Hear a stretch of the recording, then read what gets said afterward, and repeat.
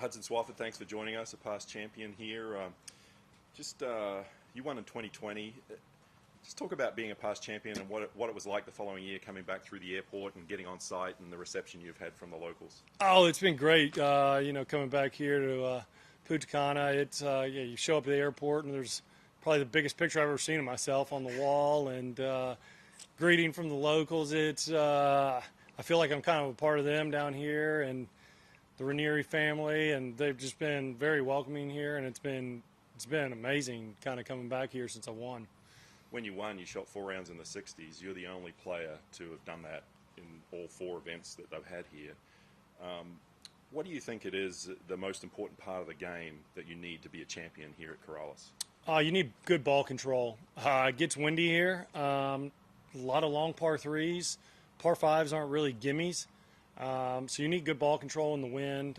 The greens, they are big, but they play small because there's a lot of sections, so and some runoff. So I think really good kind of ball control and ball placement is key this week. Obviously the greens are a little slower with the past Palom than maybe per se like the TPC, which was my last event, but it has to be when it's blowing 15-20 miles an hour.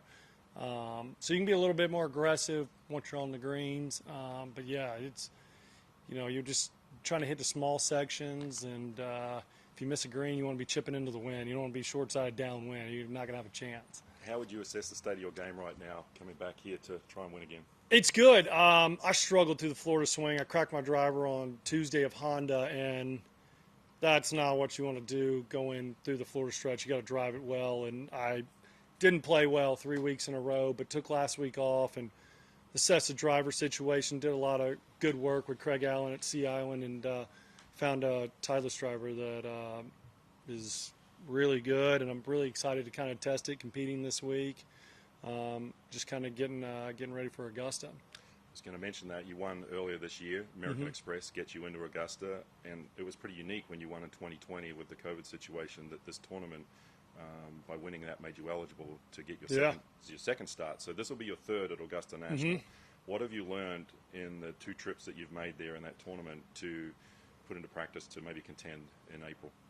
Just good ball placement. It's kind of like here. You got to hit your irons well around there. A lot of uneven lies, and it's about where you miss it there at Augusta. I've played there numerous times. Haven't played my best golf in the Masters, but I feel like I have a feel for that place, and just to kind of get over the hump and just get going, I feel like I'll be fine there.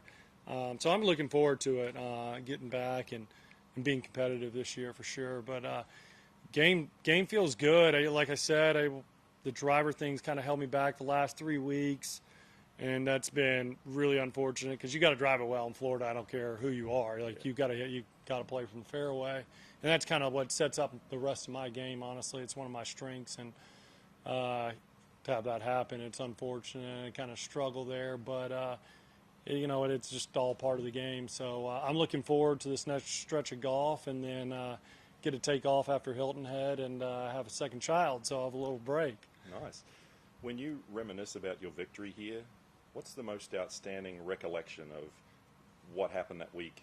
Whether it was on the course or off the course, was it the moment you won and the celebration, or was it something else that happened during that week that you always kind of recall? It was probably one of the best up and downs of my life on 12. I hit it left of that front pin on 12 of the par 5, and I was 35 feet below the pin. I had a really good lie, and I was just going to try to flop it to the other side. And it came out a little slow, hit up on the fringe, kind of stayed and came back down. And so now I'm sitting in this point. I can't remember my lead. I knew I had a pretty good lead at the turn, and then my next shot, I was trying to get it, just bank it into the hill and get it to the fringe on the other side. And I hit and just make bogey, and I hit such a good chip shot and hit it to like 3 feet and got up and down. And that was just, I knew I was going to win after that. I didn't know how, obviously. I made it a little bit more interesting, people said. Actually, I hit a great shot on 13. The next one I hit a wedge, and it was about 12 feet from the hole and ran down, ended up in a bad spot.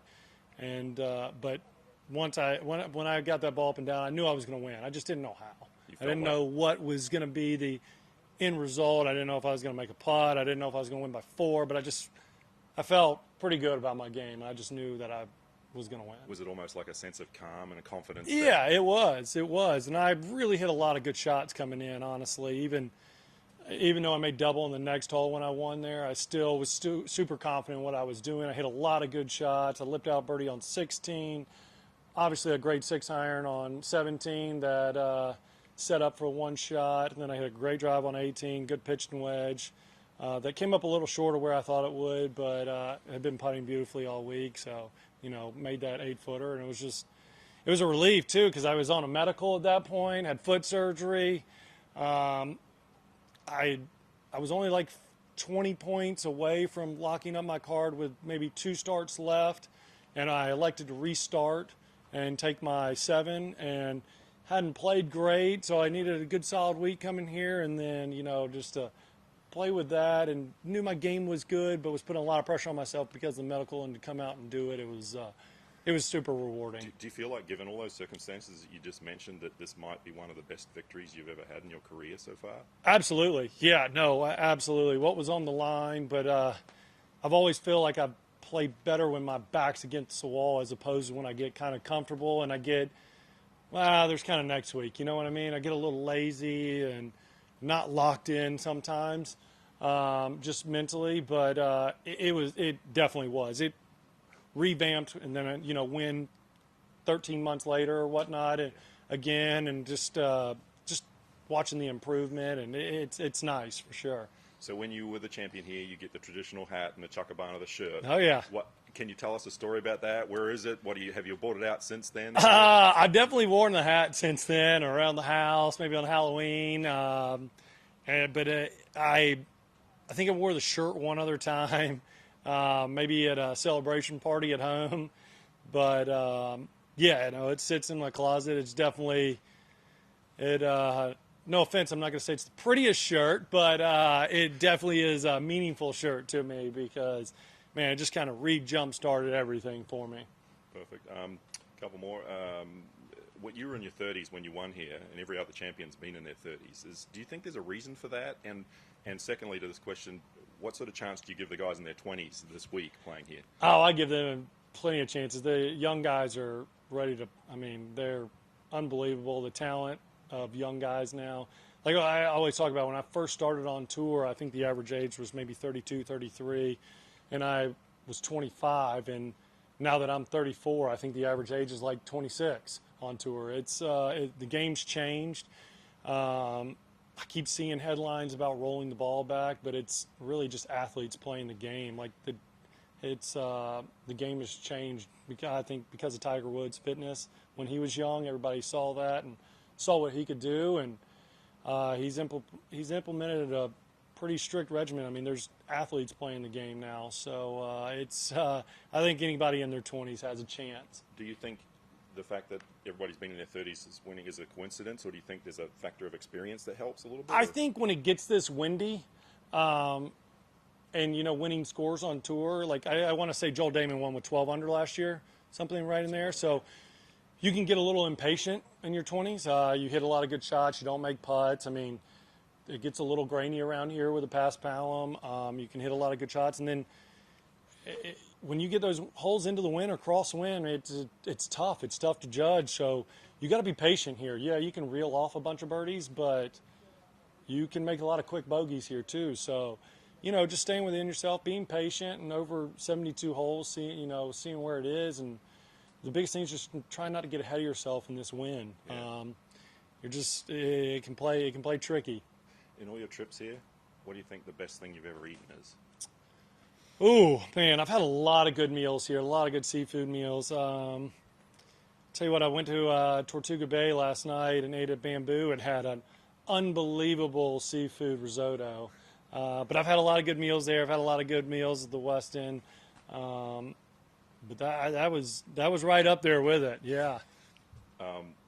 This year, for the first time, they're going to use 2 different tee boxes on number 17. Don't know if you've experienced either of those I've yet. played, yeah. I didn't play the left tee box this week, but I have.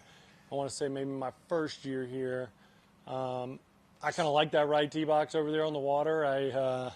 But I get what they're trying to do. You get a few more pin placements from that other tee. But do you think it's more difficult from the left? it's going to play straight into the wind. Yeah.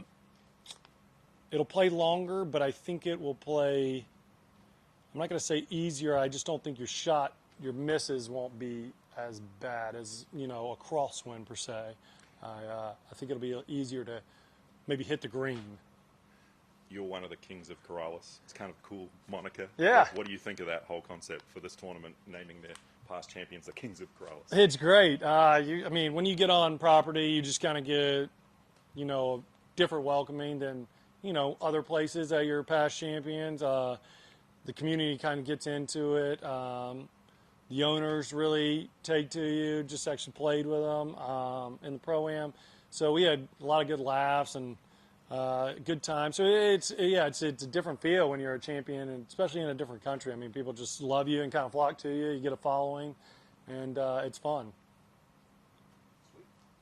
Perfect.